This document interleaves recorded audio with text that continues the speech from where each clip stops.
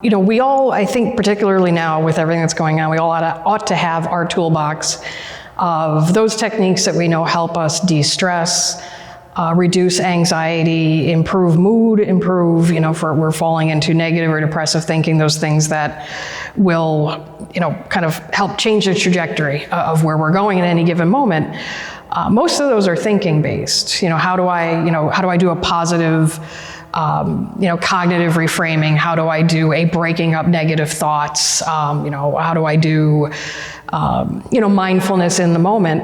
But sometimes, depending on the circumstances and depending on the individual themselves, getting your brain to accommodate and obey a change in thinking, you need a little extra help to sort of get your mind to follow you there. And this is where physical grounding techniques can be really helpful.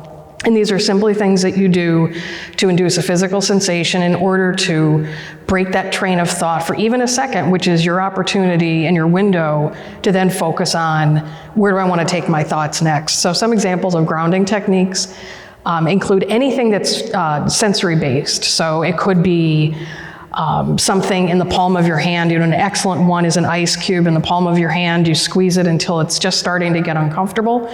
There's something about the cold, the wet, and the hard just right there in that area of a lot of nerve endings that's very, very effective.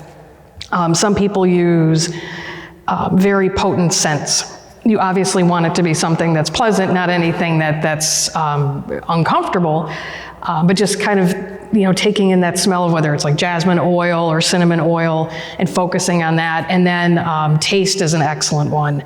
With taste, you something really spicy, something really hot, something really sour. And the key is that it's something that's intense enough that your brain cannot think around it. It has to focus on that. So it goes from thinking about, what's the state of my bank account? My husband's flying out to Atlanta. Is he going to be okay? I have a test. Have I studied enough for it? You use a grounding technique to get your brain to focus even for a second on that thing. And then that's where often the thought-based or mind-based techniques are particularly effective because you're sort of primed to go in a different direction.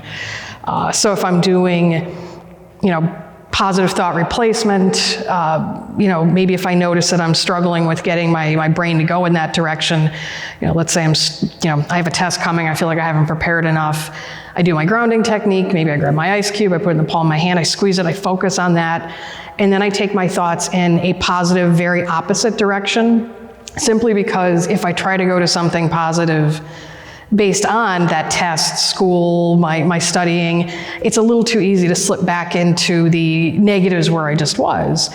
So maybe I go from thinking about, dreading taking this test to using my grounding technique and saying to myself, we're going hiking this weekend at Ricketts Glen and I can't wait. It's going to be a great time. It has nothing to do with the initial stressor, so you're much less likely to go back into the negative or worrying thought of the initial topic. But the grounding technique helps with getting your thoughts refocused. It also helps with breaking up instances of traumatic response symptoms, racing heart, difficulty breathing, because it does give you something to focus on that is other than your thoughts, your memories, the intrusive kind of flashbacks that come with trauma.